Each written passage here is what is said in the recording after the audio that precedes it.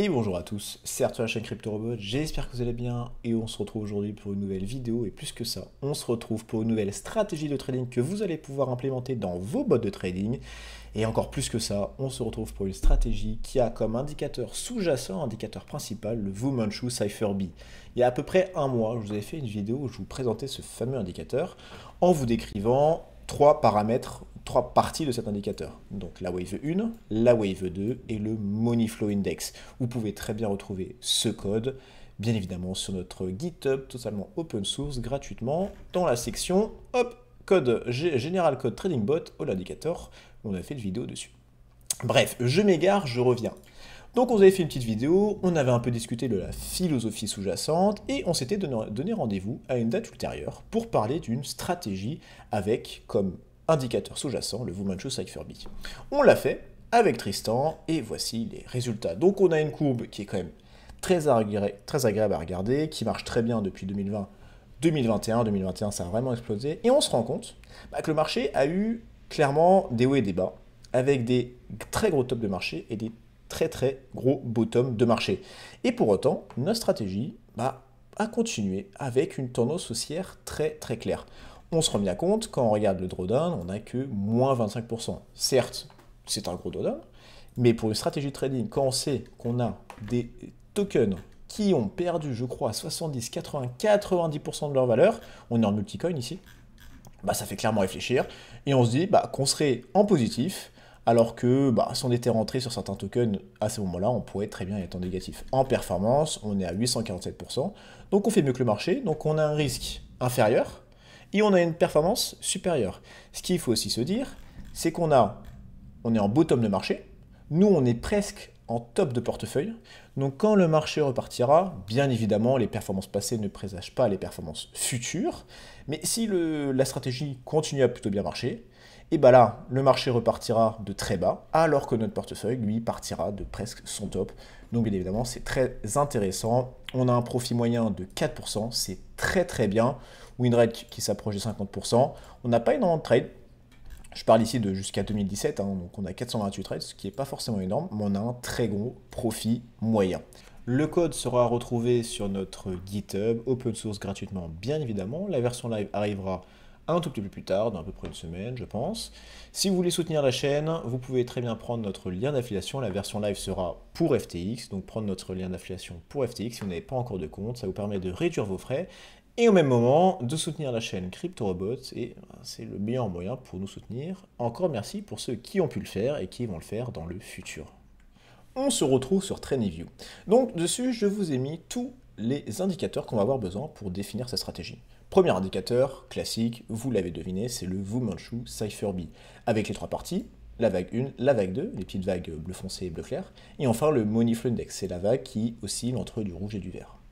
J'ai rajouté un indicateur de volatilité, le Choppiness Index, qui va nous indiquer si le marché est chargé en volatilité, donc on va avoir tendance à avoir une volatilité dans les prochaines bougies, ou si à l'inverse, il est plutôt épuisé, ça veut dire qu'on a une grosse volatilité et on va s'attendre à une baisse de volatilité.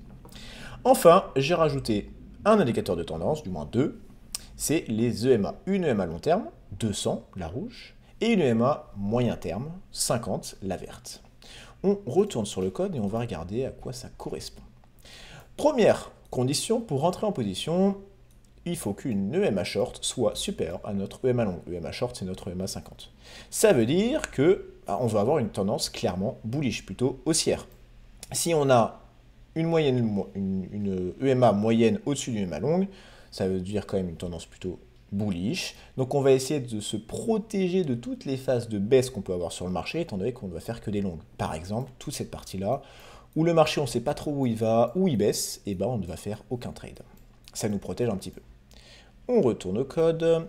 Deuxième indication, il faut que notre prix soit supérieur à notre EMA short. Encore une fois, une confirmation de tendance haussière.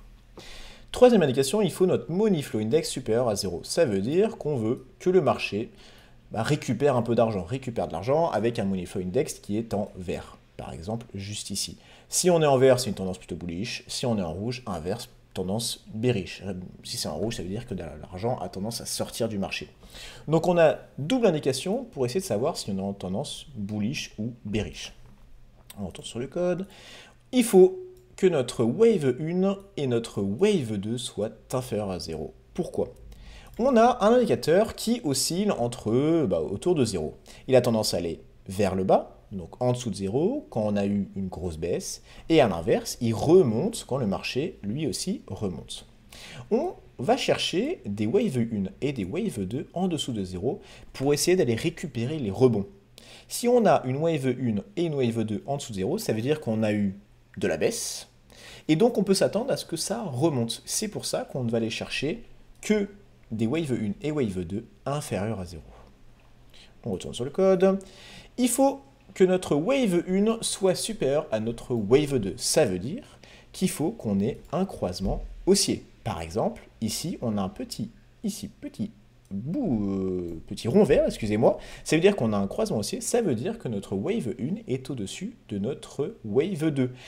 Le petit problème, c'est si on donne que cette indication, on pourrait très bien rentrer en position ici, ici, ici, ici, ici, ici, partout en fait. Donc on va dire au code qu'il faut que la bougie d'avant, donc la bougie d'avant de notre wave 1, soit inférieure à la bougie d'avant de notre wave 2. Ce qui veut dire qu'on va vraiment aller chercher le moment du croisement, le moment du petit rond vert. Ici, on a la partie inverse. Hop, croisement haussier, donc on va acheter à ce moment-là.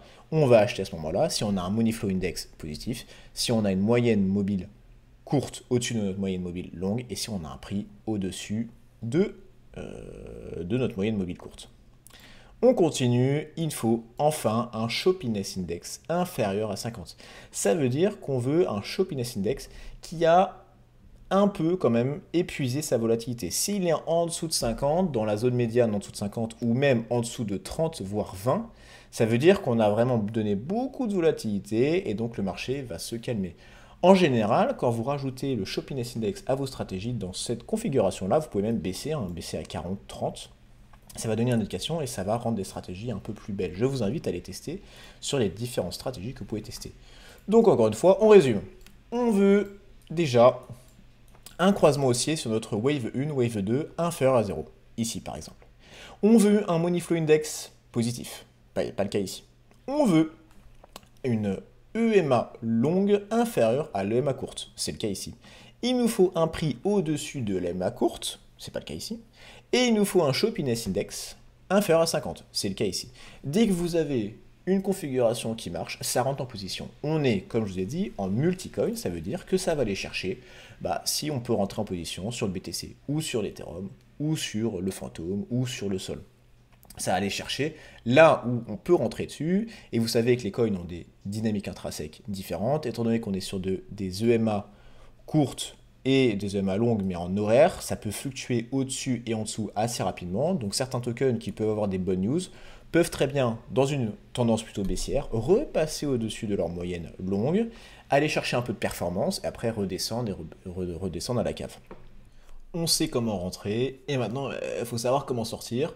Donc, soit on pouvait sortir en croisement inverse sur, par exemple, notre VMC, notre Wave 1, notre Wave 2, c'est une possibilité. Je n'ai pas opté pour celle-là, j'ai opté pour un Take Profit Stop Loss.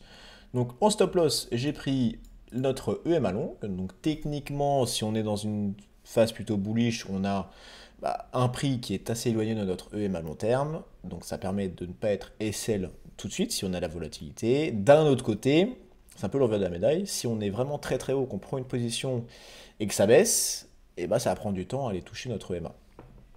Donc ça, c'est bien évidemment un petit paramètre que vous allez pouvoir modifier. Et notre take profit, c'est tout simplement 2 fois notre EMA long terme. Rien de plus foufou, hein, c'est très clairement, je ne suis pas forcément allé chercher des choses de ouf. Donc c'est 2 fois notre EMA long terme rajouté au prix actuel, bien évidemment. Quand on regarde les résultats du bot, on se rend compte toujours qu'il est assez pertinent. Donc on commence avec 1000, on finit avec 9477, on a une belle performance, un Sharpe ratio de 2, à partir de 1 ou plus, c'est les bonnes stratégies.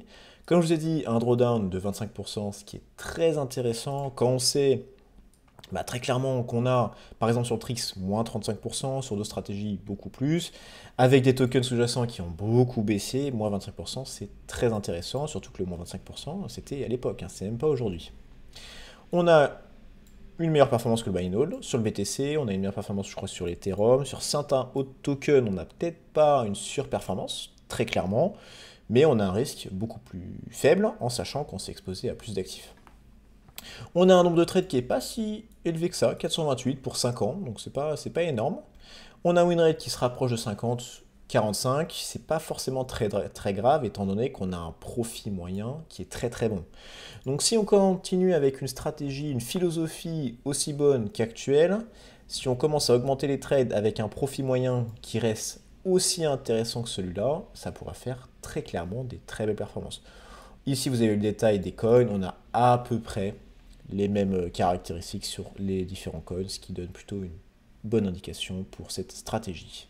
Je voulais vous expliquer assez rapidement comment j'en suis venu à celle-là, ce qui peut vous donner aussi une marche à suivre pour les prochaines stratégies que je pouvais avoir. J'ai commencé avec le Wu Manchu Cypherbit. Je voulais vraiment que ce soit l'indicateur sous-jacent principal. J'ai commencé avec celui-là, j'ai rajouté les deux EMA pour une condition sur le marché, pour savoir quand est-ce qu'il faut rentrer pour ne pas se faire avoir sur des tendances plutôt baissières. Soit vous prenez une EMA long terme 200, toute simple, ou vous rajoutez cette histoire de superposition de deux EMA. C'était pas mal, ça a un peu réduit le nombre de trades, c'était pas forcément encore super intéressant, on avait beaucoup de trades qui n'étaient pas forcément très précis. Donc je me suis, mais en même temps on n'avait pas forcément une stratégie qui allait à zéro tout de suite, c'était assez intéressant. Donc j'ai voulu rajouter un autre indicateur. J'avais déjà un oscillateur, plus un indicateur de volume, plus deux indicateurs de tendance.